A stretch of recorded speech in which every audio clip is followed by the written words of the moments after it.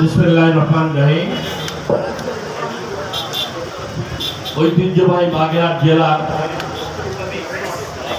ঐতিহ্যবাহী দুটি উপজেলা রামপাল এবং মংলা উপজেলা এবং মংলা পৌর শাখা কর্তৃক আয়োজিত হিন্দু বৌদ্ধ খ্রিস্টান কল্যাণ ফ্রন্টের উদ্যোগে আয়োজিত আজকের এই প্রতিবাদ সমাবেশের সম্মানিত সভাপতি রামপাল উপজেলার হিন্দু বৌদ্ধ কল্যাণ ফ্রন্টের সম্মানিত আহ্বায়ক বাবু শম্ভু রায় কুন্ডু উপস্থিত রয়েছে। আজকের এই অনুষ্ঠানের অন্যতম বিশেষ অতিথি বাগেরহাটের এই জনপদের কৃতি সন্তান, রাজনৈতিক পরিবারের সন্তান, যার পিতা বাগেরহাটের এমএলএ ছিলেন, তার বড় ভাই পৌরসভার দীর্ঘ 30 বছর চেয়ারম্যান ছিলেন, সেই পরিবারের সন্তান, জেলা বিএনপির আহ্বায়ক কমিটির আহ্বায়ক প্রবীণ জননেতা ইঞ্জিনিয়ার এটিএম আকরাম হোসেন তালিম উপস্থিত রয়েছেন। আমরা সময়ের স্বল্পতার কারণে বক্তব্য দিতে পারি নাই, এই জন্য আমরা ক্ষমা প্রার্থী।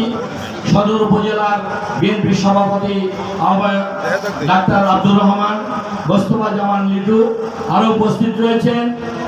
আমরা বক্তব্য রেখেছেন এখানে একটু আগেই বারবার কারা নির্যাতিত, দীর্ঘ 7 বছর কারাগারে যিনি নির্যাতিত ছিলেন, দেশনেত্রী বেগম খালেদা জিয়ার সাথে একই মামলায় আসামি হয়ে আমাদের বাগেরহাটের কৃতি সন্তান নন্দিত জননেতা মনির ইসলাম খান উপস্থিত রয়েছেন।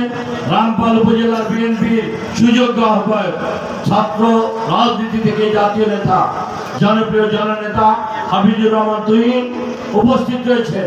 আমার প্রাণপ্রিয় দুইজন বক্তা যারা এখানে বক্তব্য রেখেছেন, আমার হৃদয়ের কথাগুলো বলেছেন।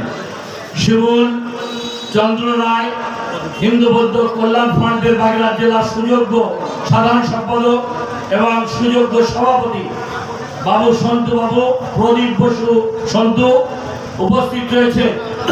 আমার অত্যন্ত শ্রদ্ধা এই রামপালের কৃতি সন্তান, বহু অত্যাচার নির্যাতনের শিকার, তিনি নির্যাতিত নেতা, অত্যন্ত অসুস্থ।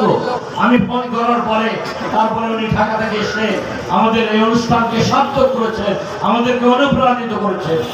প্রবীণ জননেতা, আমাদের অত্যন্ত শ্রদ্ধা বিজ্ঞ রাজনীতিবিদ, আমাদের এই রামপাল উপজেলা বিএনপির আহ্বায়ক কমিটির অন্যতম আহ্বায়ক গোলাম সরওয়ার হোসেন সরওয়ার হাজি উপস্থিত রয়েছে।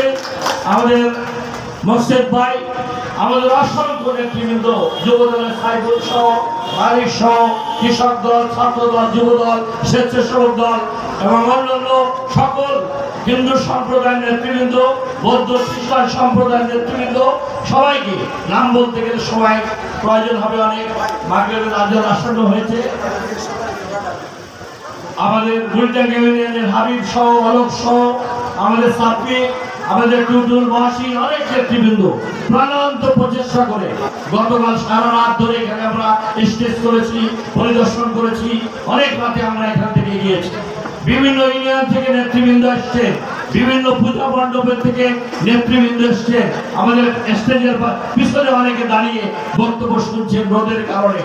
সবাইকে আমি আন্তরিকভাবে মোবারকবাদ, শুভেচ্ছা এবং সালাম জানাচ্ছি। দীর্ঘক্ষণ আমার প্রাণের কথাগুলো বলেছেন শিবুর এবং সন্তু দাদা, আমাদের সভাপতি আকরাম হোসেন তালিম সহ মনির এবং তুহিন। বক্তব্য দীর্ঘায়িত করার সময় সুযোগ নাই।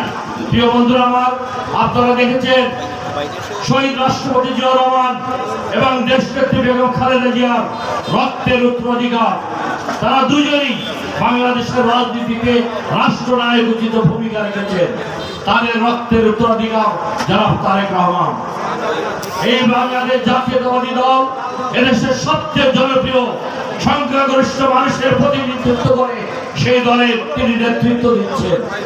জনাব তারেক রহমানের হাতে রয়েছে জাতীয়তাবাদী আদর্শের পতাকা, এদেশের মানুষের গণতন্ত্র, স্বাধীনতা, সার্বভৌমত্বের পতাকা। তার নির্দেশনায় আজকে সমস্ত রাজনৈতিক দলকে সাথে নিয়ে তিনি রাষ্ট্রকে গণতান্ত্রিক রাষ্ট্র বিনির্মাণের জন্য একটি বাসযোগ্য হিন্দু বৌদ্ধ খ্রিস্টান সবাইকে নিয়ে, পাহাড়ি সমতল সবাইকে নিয়ে ঐক্যবদ্ধভাবে দল মত নির্বিশেষে সবাইকে নিয়ে একটি রেইনবো নেশন করার ঘোষণা তিনি দিয়েছেন। 31 দফা কর্মসূচিতে আপনার পড়ে থাকলে দেখতে বুঝতে পারবেন সেই 31 দফা কর্মসূচি একটি কল্যাণমূলক রাষ্ট্র, সেখানে কোনো ভেদাভেদ থাকবে না, কোনো ধর্মীয় বিভাজন থাকবে না, সেখানে সবাই বাংলাদেশের নাগরিক সাংবিধানিকভাবে প্রত্যেকটি নাগরিকের যে সুযোগ সুবিধা ধর্ম বর্ণ নির্বিশেষে হিন্দু বৌদ্ধ খ্রিস্টান মুসলমান সবাই একই সুযোগ সুবিধা ভোগ করবে, কেউ কখনো অন্যায় অবিচারের শিকার হতে পারবে না।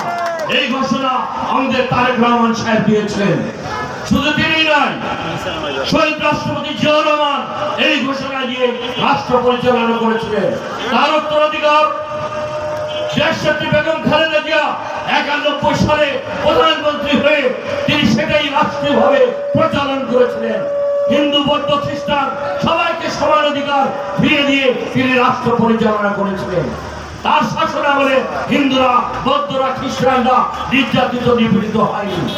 আপনারা দেখেছেন আওয়ামী লীগের গত 17 বছর কারা হিন্দু ভাইদের উপর আমাদের বৌদ্ধ খ্রিস্টানদের উপর অত্যাচার নির্যাতন নিপীড়ন চালিয়েছে, তাদের জায়গা জমি ব্যবসা প্রতিষ্ঠান দখল করেছে, এই আওয়ামী লীগের গুন্ডা সন্ত্রাসী বাহিনীরাই দখল করেছে।